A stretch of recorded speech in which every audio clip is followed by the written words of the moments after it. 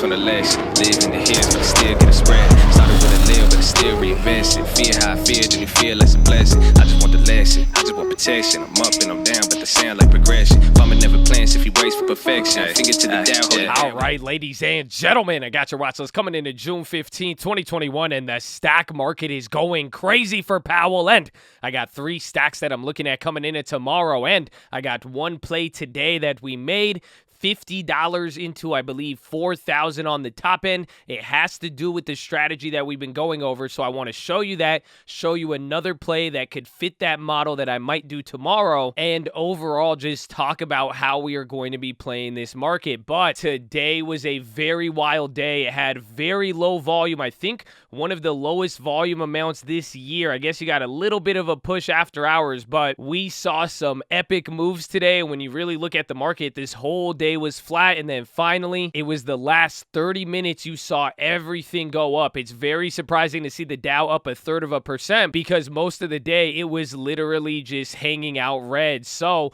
we got Powell this week. You got a bunch of other comments today. Got Biden at the G7, but it is clear that this could potentially be one of the biggest Fed meetings for the rest of the year. A lot of people are talking about that. So we got a lot to talk about. I want to go over what happened in the market today, what we're looking at tomorrow, all of the plays that we made some pickups to the long term, and then we made that $50 to 4,000 play. Again, it hasn't hit just yet. We'll talk about that, and then the plays that we have for tomorrow. So let us not delay. You guys know what you need to do. Drop your thumbs up on the video. Make sure you're subscribed, and if you don't know, we are live Monday through Friday, 30 minutes before open. It's the first link in the description, and it is pinned in the comments. We better see you there in the morning. It's free 99. It costs you nothing to join. YouTube.com/thestockmarket. You can post the play, see the plays, watch the watch list come to life, and yes, if the policy is important to you and affects your decisions, but it's not more important than allocating money to the long term every single month, then yes, we are the place to be. And the most important thing you need to do, post or watch below. Let us know what you're looking at. Got any plays, comments, remixes, anything, post them below and source that info. Shout out to chat, baby. So right off the bat, like I said, this is potentially going to be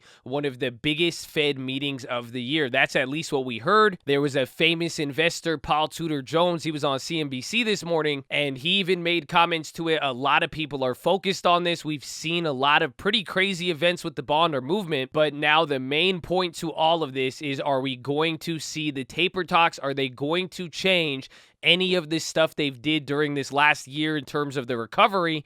Are they going to start tweaking that? If you really want to think about it, the last time you really saw any tweaking was when they closed the Fed funds facility or the primary dealer facilities. That was an example of that. But essentially now the real question of tapering means tapering off, cutting off. Is the Fed going to slow down its bond purchasing program? Are they going to slow down any asset purchases? That is what the market is looking for. And if they do start to taper, what people talk about, even Paul Tudor Jones, this has been getting brought up. We brought this up last month, but it has to do with the taper tantrum. That is where the Fed says they are going to change policy, and investors don't like it because that means it's not going to be cheap money. They start to react a little bit, and then you see the market get a little bit volatile. But as far as my expectation, I am expecting no tapering at all. Some people are saying that that's what we're going to get, and I think we're going to get a little bit of that, and it is going to show up in the form of Powell mentioning that they are thinking about tapering, but not necessarily going to do that, because remember at the last meetings,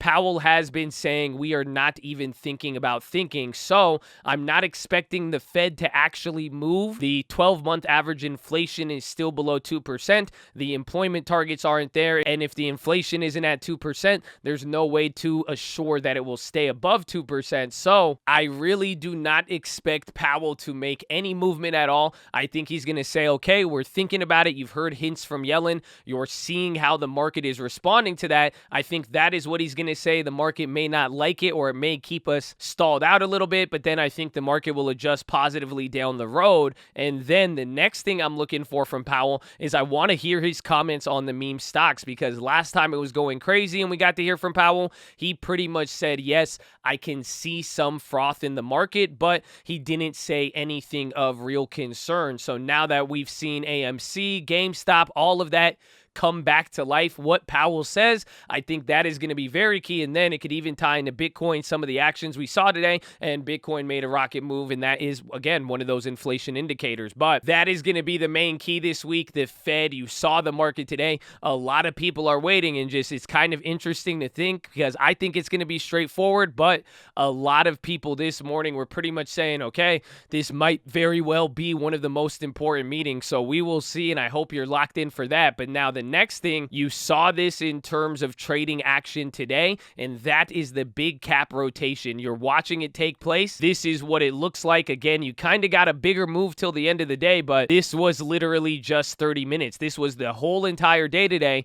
But what you really noticed was you saw a lot of other companies make some pretty big moves. Amazon closed above 1%. I know Apple, Facebook, Microsoft, they all killed it. And you see that the NASDAQ does look like a decent sized move. But at one point, if we didn't see this run up here, you would have saw all of these companies up multiple percent, some even up 3, 4, 5%, while the market really didn't move. And this is what I've been trying to bring up since last week, because this is what that widening out looks like. But now the real source that we haven't seen is these companies like Amazon, where for the last year, most of the year, they have not moved while the rest of the market has seen big gains. But granted, they did lead the way. So when the market's not moving a lot, when there's really low volume, but then you see some of these big names move, or you see the market kind of move like this or not get too affected, it is pointing to this exact phenomena. So you saw that today, that big cap rotation is taking place. You saw smaller moves on the market, bigger moves on individual names. But now as we move forward here, even coming into the next earning and even after the Fed especially,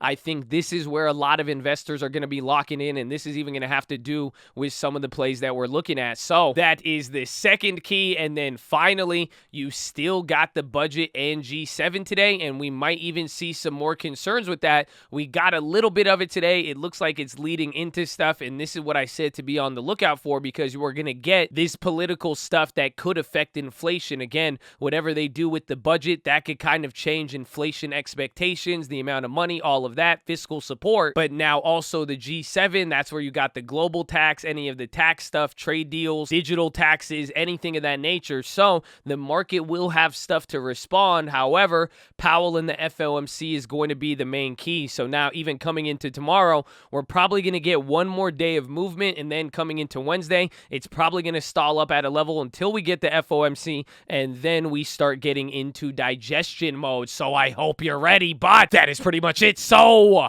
let us get into the plays. So right off the bat, I got 3 different plays that I'm looking at today, and I want to go over the play that we made today, $40 into 4,000. That is the potential gain on that play, but that strategy is going to be very important.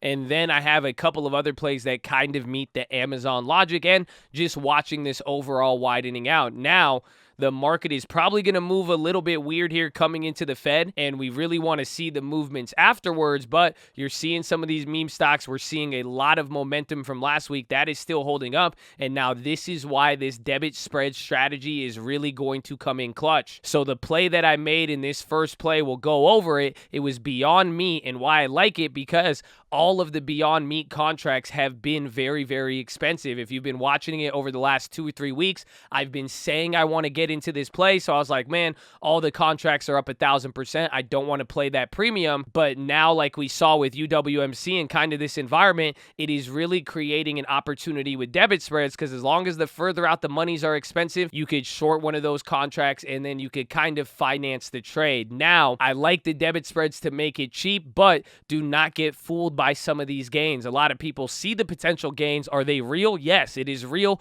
You can make that much money, but it's if and only if the play actually hits. And the way that you get the max gain is if it hits the second contract. So coming to the play, you'll see what I'm talking about, but this is the play that I made. I grabbed 2 of the July 16th 205 calls, and I bought those ones. You could see the +2, but then we shorted, we sell to open the Beyond 225. So this is about $20 per contract difference. That's $2,000, but you could see the net fill was at 40 cents. So for every contract, I spent $40, $80 in total. You come here, you could see it on the trade. The max profit is $3,920. The total cost is $80. Now, this is a Low probability trade. I like that it has some time here, but the key things you have to understand, your break even, you don't make your money back by expiration. Can the debit spread go up in value before? Yes. And if you want to close out, you just close them out at the same time.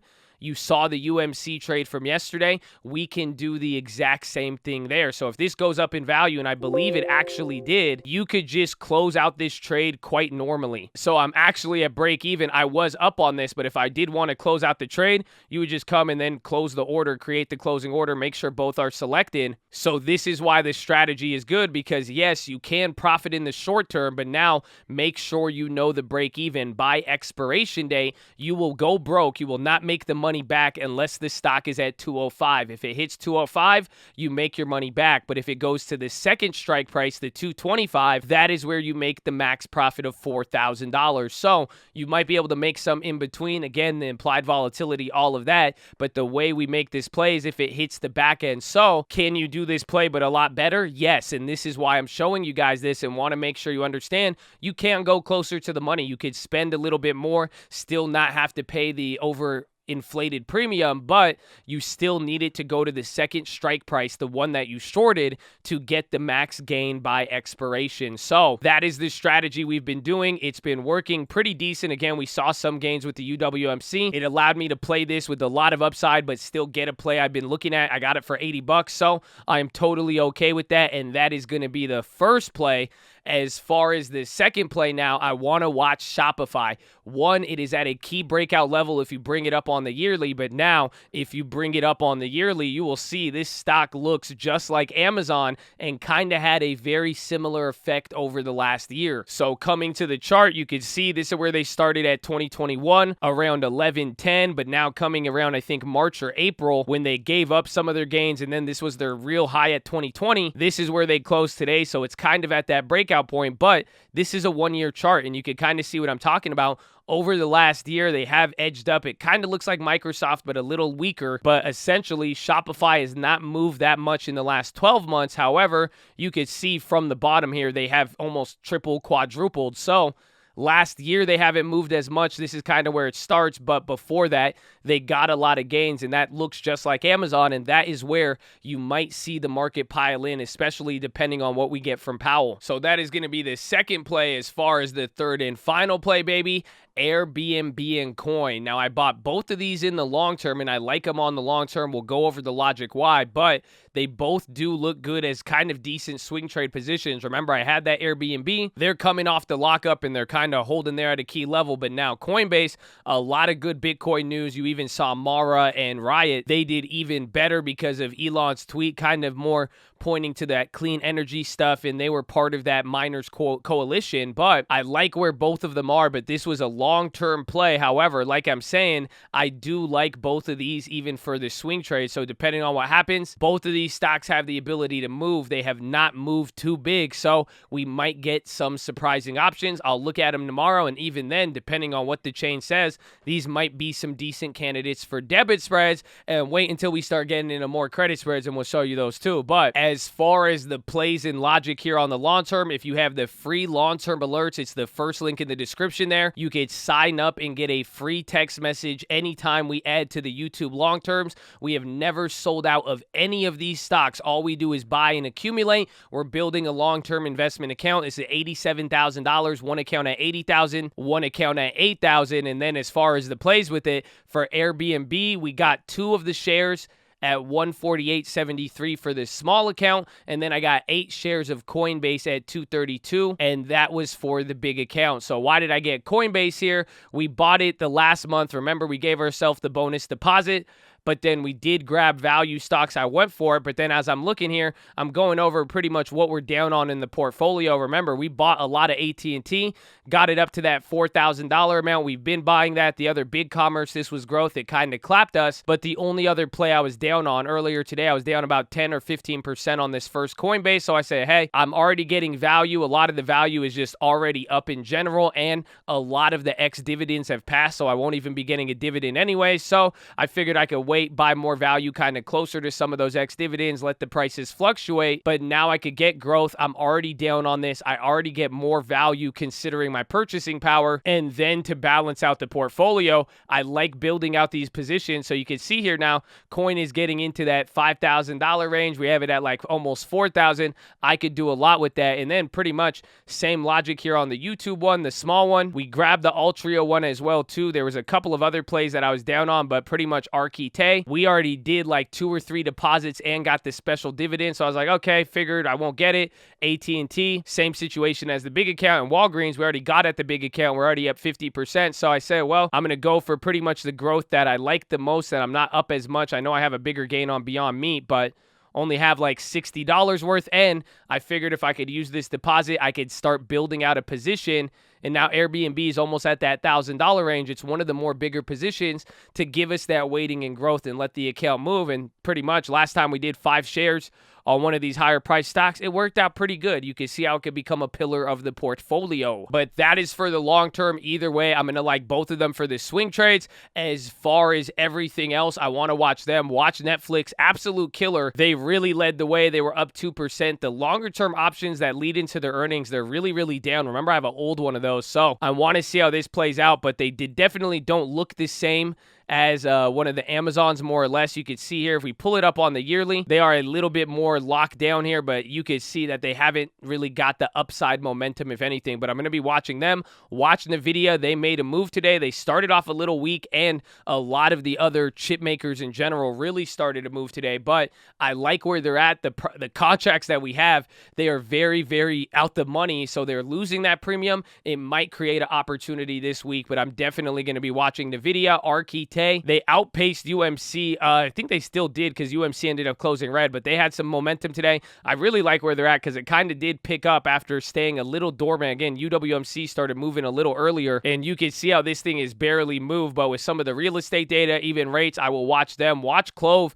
They came back to life, and even in that same breath, I would watch the AMCs. I'm surprised they closed up 18%, but this is showing you that widening out. You're seeing this, and we even brought this one up today here. Don't forget that we still have our AMC plays. So remember, this was the covered call. I still have all 300 of my shares. I collected $3,000 in premium. Yes, it's down right now, but I agreed to sell my shares at $70. So even though this has some value, essentially, my original deal is to sell my $1,500 of shares for $21,000. So I'm still in that play. The whole point is we got to take advantage of this. Let this keep moving. If it does get back up to where we want, we could probably roll over again, but we've been in this the whole time. But now we don't really need to watch it the same thing. All you got to do is make sure you vote, and dilution is not good. But keep your eye out for them. Again, Clove as well. It came out of nowhere. I'm really surprised to see how some of them closed red, but you really did see some flip-flops today, and it's interesting to watch. But I think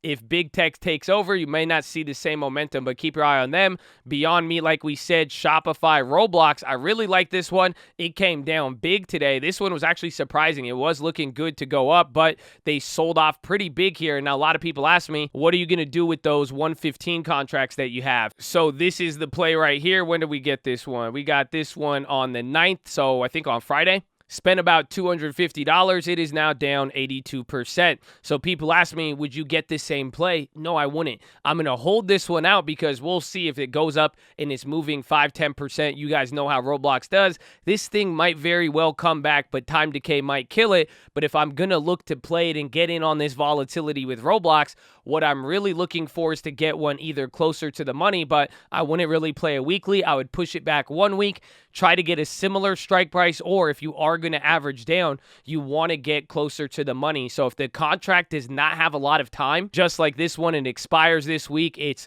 a very large percentage out of the money, you're down on it, you don't want to buy the same contract and average down. If you insist on trading the weekly, you could go in but get something closer to the money, because that's the only way you're really going to win. Or even if it does bring this contract back to life, you'll make more money on the one that is closer to the money. So keep that in mind and watch Roblox, but that's going to be my strategy moving forward. I still think the size of these candles, it's creating trading opportunities, so we'll watch how that plays out. Watch Spotify. They're kind of picking up here. It's getting back to a big level. It's kind of the first time that they've continued this momentum. You could see, and even on the 1 year, they are really, really far from where they're at, but this is a pretty key level from any of their other run-ups. But they had a lot of steam today. I'm going to keep watching that one. Watch RAPT Pharmaceutical. I believe a good phase 1 study. There was another like cytokinetics one or kinetic one. I don't know, but RAPT really stole the show. We caught it pretty early. We were going to make a play on it, or we at least called it out, but then it held up. And then I believe after hours right now, it is really going crazy. So this one might be a good pharma biotech one in general, but keep a lookout for all of these. You've been seeing a lot of drug approvals and a lot of big movements. So keep your eye out for them. Then JP Morgan, watch the banks. We were talking about some of the bank weakness on Thursday and Friday. Today, JP Morgan CEO Jamie Dimon, he came out and he pretty much said he's expecting more inflation. He said they're ready for it, but that just sent the stock going down. He said they have a lot of cash for inflation. Kind of doesn't really make that much sense there. But either way, the bank stocks went down. If they keep going down here, that is a real big source of pressure on the Dow. However, if they do kind of come back here, that will be some strength. And then Coin and Airbnb, Coin making some moves here, really hasn't had more than one set of 2 green days in a row. So we'll see how it plays out, especially at that 250 level. But a good sign is all of the Bitcoin stocks kind of moving up, and it's been some time here. So let's see what's about to happen next. Okay. But watch them. And then Airbnb, I really, really like it, but it is still a little bit more tame. I'm just playing this kind of off the travel reopening trade.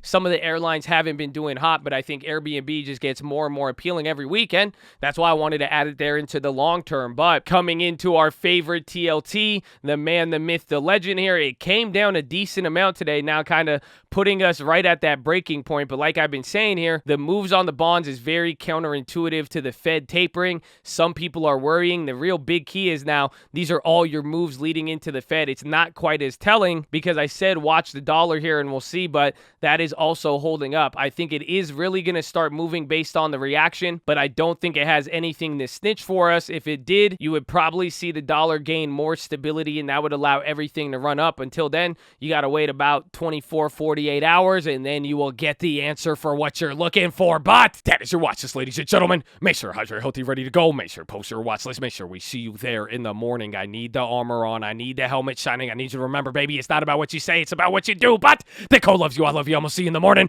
Let's go.